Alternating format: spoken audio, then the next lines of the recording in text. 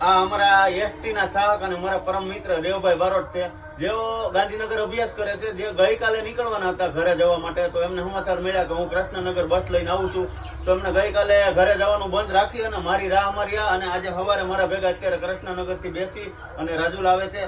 તો ખરેખર એમને મારી ના પાડવા છતાં કે તું ભણે છે મારો ભાઈ, અમારા માટે નાસ્તો નહીં લાવતો, પણ એમની લાગણી અને પ્રેમ એસટી ના કર્મચારી પ્રત્યે એટલો છે ને કે નો પૂછો વાત. મારી ના પાડવા છતાં પરાણે સોડા ચા બધો નાસ્તો લઈને આવ્યો છે.